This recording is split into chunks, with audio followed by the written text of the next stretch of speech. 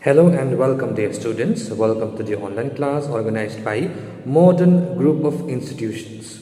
My dear students, we are continuing the chapter The Banyan Tree. और ये chapter का पहला वीडियो मैंने भेज दिया था. अगर आप लोगों ने नहीं देखा है तो उसका लिंक मैं डिस्क्रिप्शन में डाल दूंगा. Please watch that first.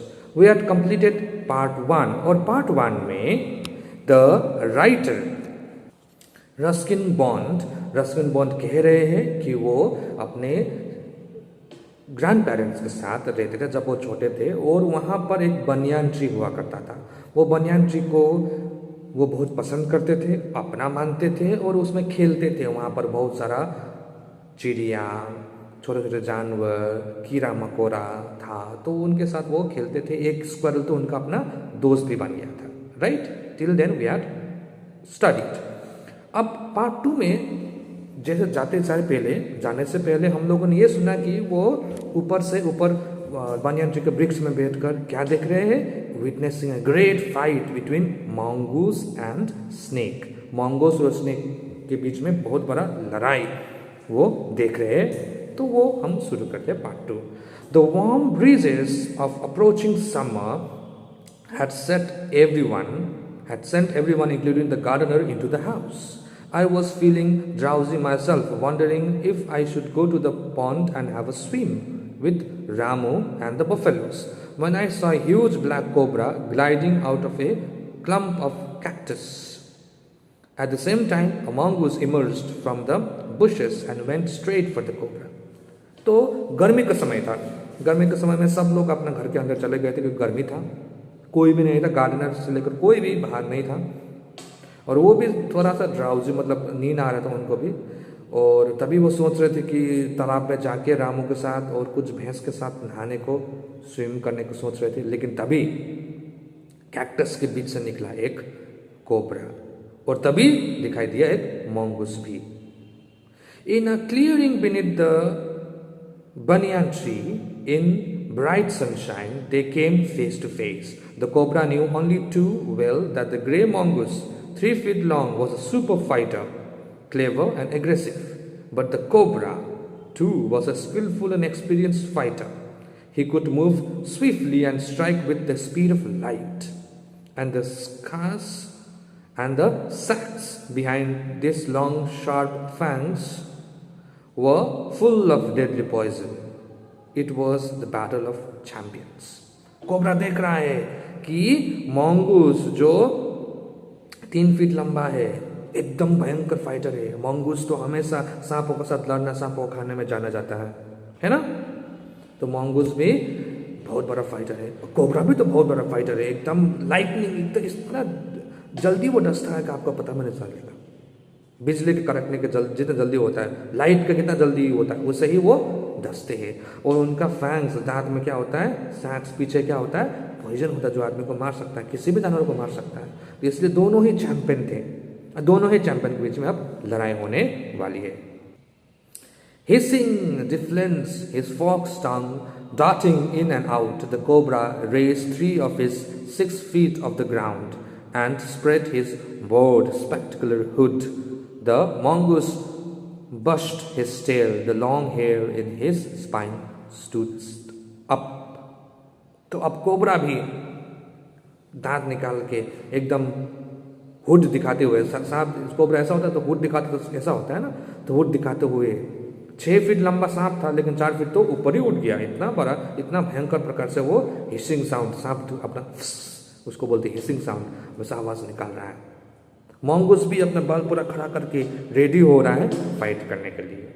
Though the combatants were unaware of my presence in the tree, they were soon made aware of the arrival of 2 other spectators. One was a myna and the other a jungle crow. दोनों fight करने वाले हैं. दोनों को पता नहीं कि लेखक भी वहीं पर है, वृक्ष में देख रहे हैं. लेकिन तभी 2 और आ गए. उन दोनों को पता भी चल गया था, एक मैना और एक कौवा था. They had seen these preparations for battle and had settled on the cactus to watch the outcome. Had they been content only to watch, all would have been well with both of them. तो दोनों भी cactus में बैठे रहे. Myna and Crow also sat on the cactus to watch these two creatures fight. The cobra stood on the defensive, swaying slowly from side to side, trying to mesmerize the mongoose into making a false move. But the mongoose knew the power of his opponent's glassy, unwinking eyes and refused to meet them. Instead, he fixed his gaze on a point just below the cobra's hood and opened the attack. Cobra अब एकदम fight करने के ready हो गए, defence mode में, इधर से उधर स्वैग कर हिल रहा है। और mongoose भी जानता है, mongoose को भी पता है कि उसका आंख में देखते रहेंगे तो उसका आंख तो ब्लिंक नहीं करता है, इसीलिए mongoose भी उसका आंख को ना देखकर हुड से नीचे उसका शरीर में देखकर अब रेडी अटैक हो गया। अटैक दोनों कर लिए। Moving forward quickly until he was just within the cobra's reach, the mongoose made a pretended move to one side.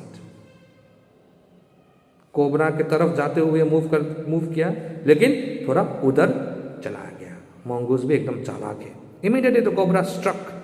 His great hood came down so swiftly that I thought nothing could save the mongoose, but the little fellow jumped neatly to one side and darted in as swiftly as the cobra, biting the snake into the back and darting away again out of reach. Cobra जोर से डस लिया। लेखक को लग रहा है अरे अब तो पक्का गया, mongoose को तो पक्का डस लिया, लेकिन इतना जोर से छलांग मारा कि कोबरा नहीं डस पाया और mongoose पीछे से कोबरा का जकड़ लिया। एक बार काट के फिर से ऐसा आ गया कि वो डस नहीं पाया, कोबरा डस नहीं पाया। At the same time, at the same moment that the cobra struck the crow and myna, hurried themselves at him, only to collide heavily in midair. Shrinking insults at each other, they returned to the cactus plant. A few drops of blood glistened on the cobra's back. जैसे ही cobra डसा जमीन में, मैना और कौवा भी cobra को मारने आ गया, लेकिन दोनों ही एक दूसरे से टकरा गया और जल्दी ही क्रो एंड मैना भी भाग के कैक्टस में रह गए। लेकिन कोबरा का शरीर में कुछ खून है, क्योंकि मैना ने भी, कौवा ने भी और mongoose ने भी उसको काटा है। The cobra struck and missed. Again the mongoose sprang aside, jumped in a bit. Again the birds dived at the snake, bumped into each other instead, and returned shrinking to the safety of the cactus. फिर से cobra डसा, फिर से mongoose ने काटा और मैना and crow फिर से उसको डसने के लिए गया, फिर से दोनों टकराया, फिर से वापस कैक्टस की तरफ चला गया। The third round followed the same course as the first, but with one dramatic difference. The crow and myna, still determined to take part in the proceeding, dived at the cobra, but this time they missed each other as well as their mark. The myna flew on and reached its perch, but the crow tried to pull up in mid-air and turned back in the second that it took the bird to do this. The cobra whipped his head back and struck with great force, his snout thudding against the crow's body. और तभी first round second round ऐसे ही हुआ, लेकिन third round में भी वैसे ही हुआ। उसके बाद थर्ड राउंड में कुछ अलग हो गया। अलग क्या हुआ कि कोबरा और मैना एक दूसरे से टकराया नहीं, लेकिन वो लोग सांप को, कोबरा को भी नहीं डस पाया, है ना। क्रो एंड मैना एक दूसरे से टकराया नहीं थर्ड राउंड में। सेकेंड राउंड तक तो एक दूसरे से टकरा रहा था, कोबरा को नहीं काट पा रहा था, लेकिन थर्ड राउंड में एक दूसरे से टकराया नहीं, लेकिन वो लोग कोबरा को भी नहीं काट पाया। मैना तो चला गया उड़ के, लेकिन क्रो जो है नहीं माना, मीट एयर से फिर से अटैक किया, लेकिन उस बार कोबरा ने क्रो को पकड़ लिया और जकड़ लिया। Okay, I saw the bird flung nearly 20 feet across the garden. It fluttered around for a while, then lay still. The myna remained on the cactus plant, and when the snake and the mongoose returned to the fight, very wisely decided not to interfere again. Crow तो थोड़ा दूर जाके गिर गया, क्योंकि उसको cobra ने डस लिया था और वो मरा हुआ जैसा ही बिना हिले गिरा हुआ है। मैना ने अब सोचा कि अब तो नहीं होगा, अब तो हम नहीं जा सकते, अब जाएंगे तो फिर मार देगा कोबरा हमको, इसलिए दोनों mongoose और कोबरा फाइट में पड़े रहे। The cobra was weakening, and the mongoose, walking fiercely up to it, raised himself on the short legs with the lightning sharp at the big snake by the snout.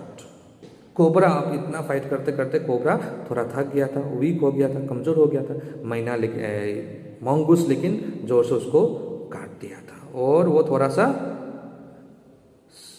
सांप जो है थोड़ा सा थक गया और मंगूस इतना जल्दी काट दिया कि सांप को वो काट पाया। The cobra withered and lashed about in a frightening manner and even coiled itself into about the mongoose, but to no avail. Cobra फिर भी कोशिश कर रहा है, मंगूस को थोड़ा उसका बॉडी से बांधने का कोशिश भी किया, लेकिन कुछ नहीं कर पाया। The little fellow hung grimly on until the snake had ceased to struggle, then smelled along its quivering length, gripping it round the wood and dragged it into the bushes. उसके बाद तो मंगूस कोबरा को काटते ही रहा। Cobra थोड़ा छटपटाया, लेकिन बाद में कोबरा जब छटपटाना बंद किया तो मंगूस कोबरा का हुड में पकड़ के झाड़ियों में ले गया खाने के लिए।